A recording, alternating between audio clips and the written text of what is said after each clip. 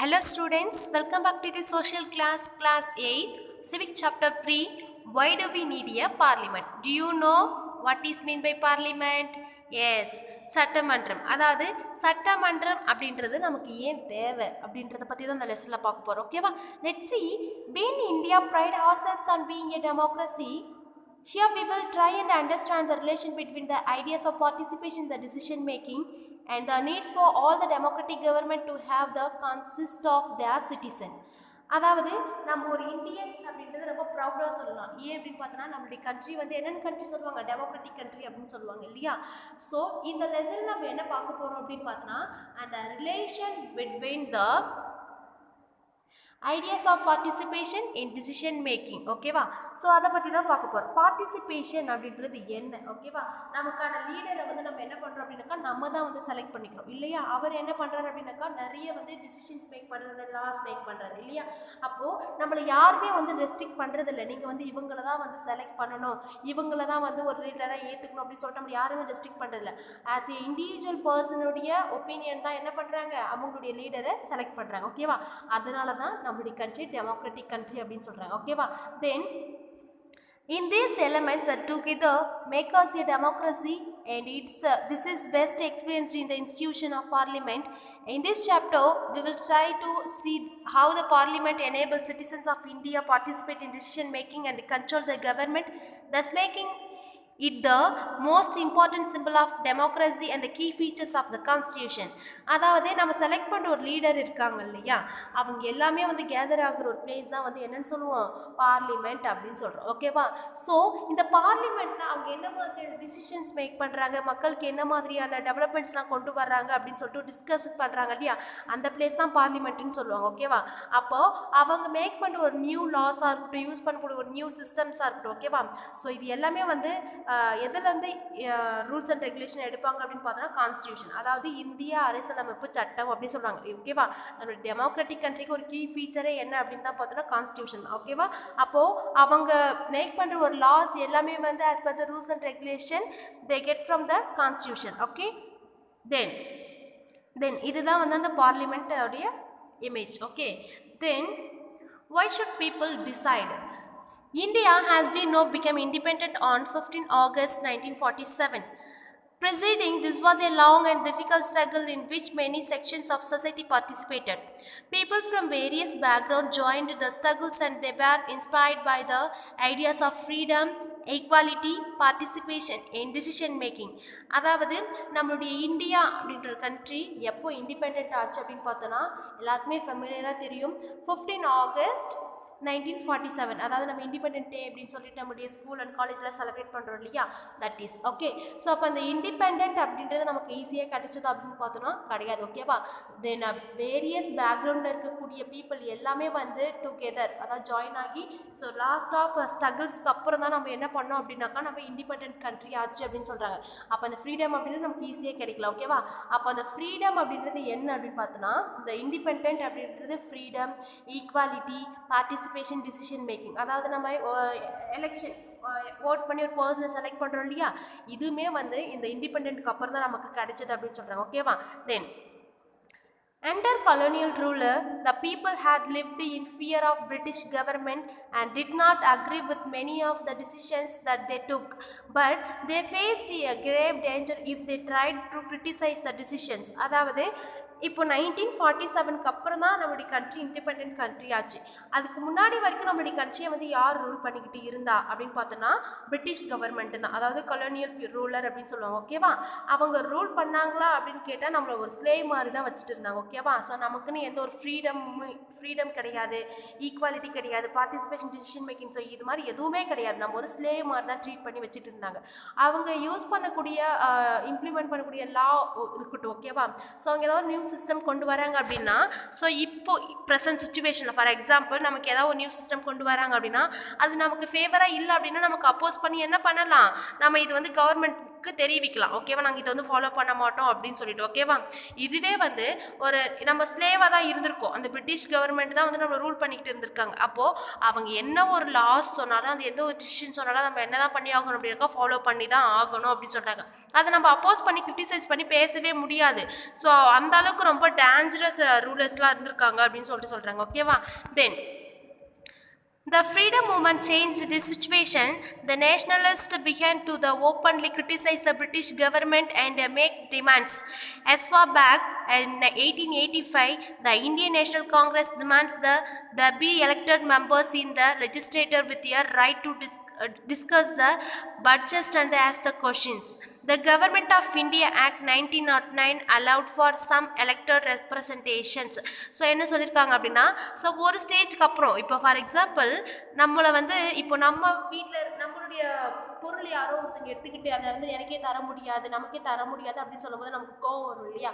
அந்த மாதிரி தான் நம்மளுடைய கண்ட்ரியில் வந்து இருந்துக்கிட்டு நம்மளை ரொம்ப ஸ்லேவ் மாதிரி ட்ரீட் பண்ணிட்டு இருந்திருக்காங்க. ஓகேவா? ஸோ அது ஒரு ஸ்டேஜ்க்கு அப்புறம் என்ன பண்ண முடியல அப்படின்னு இந்த நேஷனல் காங்கிரஸ்லாம் இருக்காங்க, அவங்களால வந்து இதை பார்க்க முடியல. ஸோ என்ன பண்ணுறாங்க, they started to criticize the British government. ஓகேவா? ஸோ இங்கே ஏதாச்சும் ஒரு நியூ சிஸ்டம் கொண்டு வந்தாங்க அப்படின்னாக்கா இதை வந்து எங்களால் ஃபாலோ பண்ண முடியாது அப்படின்ற மாதிரி தைரியமாக அப்போஸ் பண்ணி பேச ஆரம்பித்தாங்க. Okay, then the Government of India Act, that is 1909. ஓகேவா? ஸோ இந்த ஆக்ட் தான் என்ன அப்படின்னாக்கா the பார்ட்டிசிபேஷன் ரெப்ரசன்டேஷன் அப்படின்ற ஒரு ஆக்டை கொண்டு வந்தாங்க அப்படின்னு சொல்கிறாங்க. ஓகேவா? தென் while this early legislator under the British government were in response to the growing demands of nationalists, they did not allow for the adults to vote or could people participate in decision making. அதாவது இந்த participation அப்படின்றது என்ன, ஒரு லீடரை நம்ம வந்து select பண்ணுறோம் இல்லையா, அதை தான் பார்ட்டிசிபேஷன் சொல்லுவாங்க. ஓகேவா? இப்போது இங்கே என்ன அப்படின்னாக்கா பிரிட்டிஷ் கவர்மெண்ட் அவங்களுக்கு வந்து ஒரு டிமாண்ட்ஸ் வைக்கிறாங்க. என்ன அப்படின்னாக்கா இந்த அடல்ட்லாம் வந்து என்ன பண்ணக்கூடாது, ஓட் பண்ணக்கூடாது, ப்ளஸ் வந்து அவங்க எதில் பார்ட்டிசிபேட் பண்ணக்கூடாது, டிசிஷன் மேக்கிங்லாம் வந்து பார்ட்டிசிபேட் பண்ணக்கூடாது அப்படின்ற மாதிரி டிமாண்ட்ஸ் வைக்கிறாங்க. யார் அப்படின்னா பிரிட்டிஷ் கவர்மெண்ட். ஓகேவா? Then has you read in chapter 1, the experience of the colony today has been the participation of a different people in the struggle of freedom left little doubts in the minds of nationalists that all person in independent India would be able to participate in decision making. அதாவது என்ன சொல்கிறாங்க அப்படின்னா, இப்போது நம்மளுடைய India அப்படின்றது democratic கண்ட்ரின்னு எப்போ சொல்கிறோம் அப்படின்னாக்கா நம்மளுடைய கண்ட்ரி வந்து இண்டிபெண்ட்டுக்கு ஆனதுக்கு அப்புறம் தான். ஓகேவா? ஸோ இந்த பிரிட்டிஷ் கவர்மெண்ட்டுக்கிட்டேருந்து நமக்கு ஒரு சுதந்திரம் கிடைச்சிது அப்படின்றது ஒரு ஈஸியாக நமக்கு வந்து கிடைக்கல. ஓகேவா? நிறைய பீப்புள் வந்து உயிருமே விட்டு தான் என்ன கிடைச்சிது அப்படின்னாக்கா நமக்கு வந்து இண்டிபெண்ட் அப்படின்றது கிடைச்சிது. அப்போ நான் அது என்ன பண்ணணும் அப்படின்னா ரொம்ப பொக்கிஷ மாதிரி பாதுகாத்து வச்சுக்கணும் இல்லையா?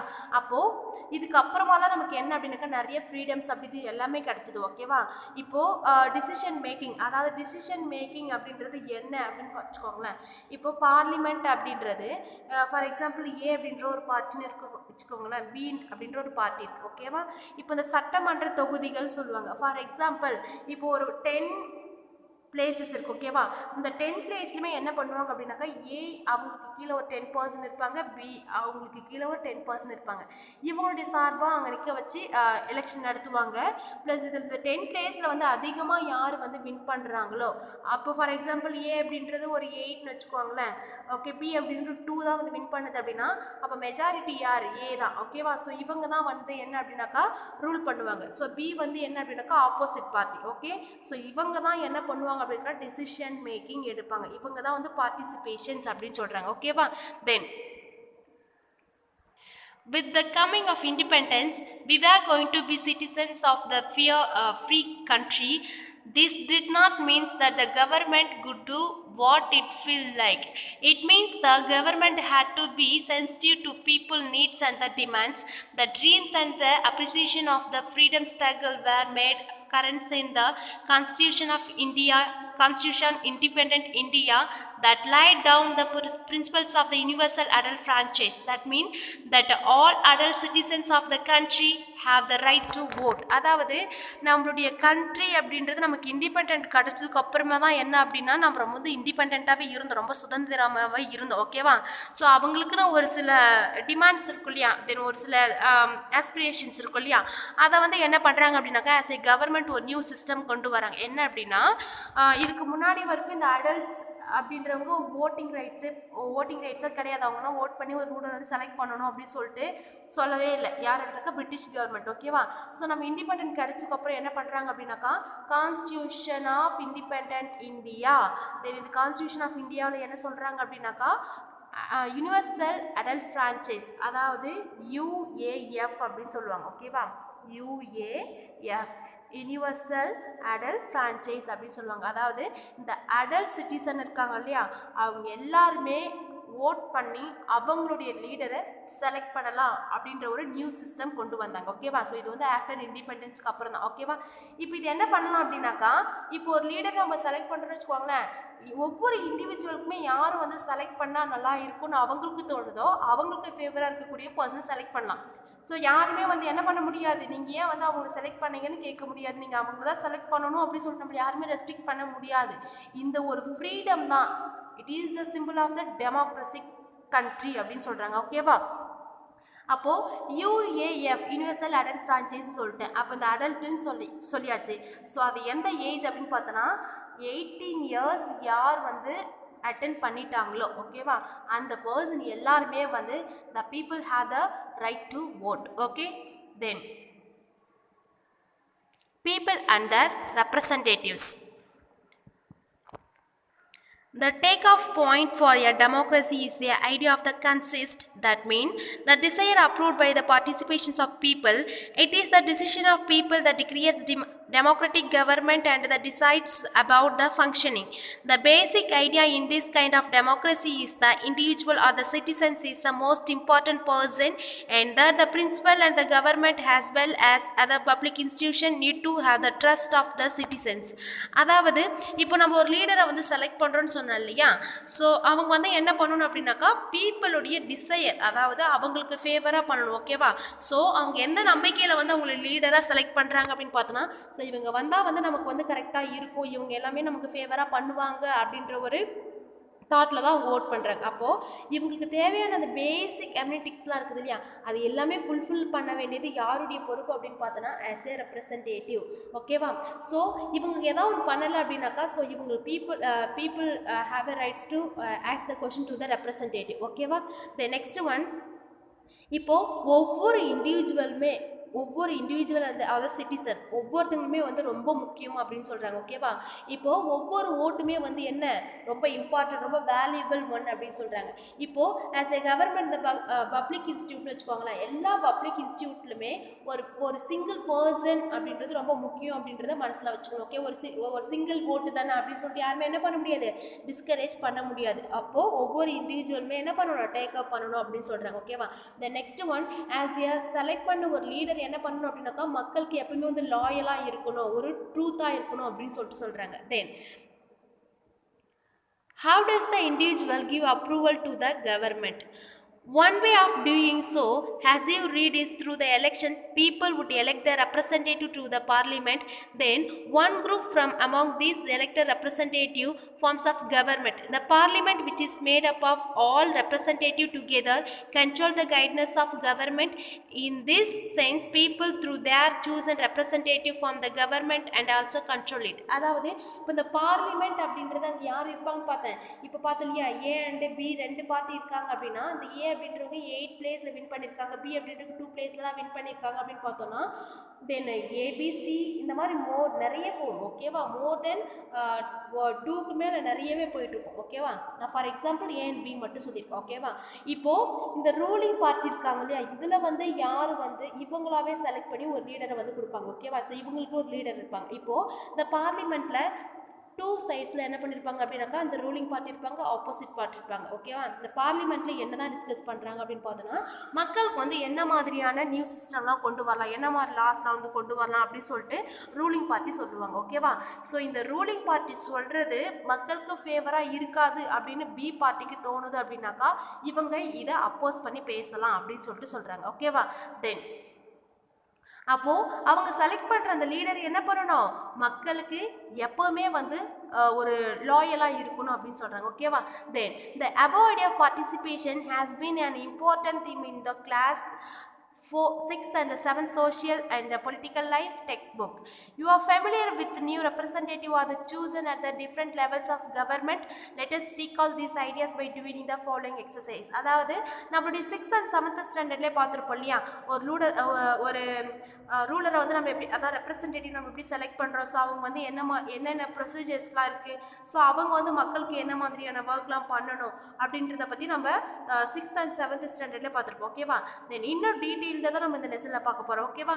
Okay children, so far we have discussed about some introduction about the parliament, then why should people decide, then lastly we have discussed about people and their representatives. Okay, rest of the part we will see on the next class. Okay, thank you to all.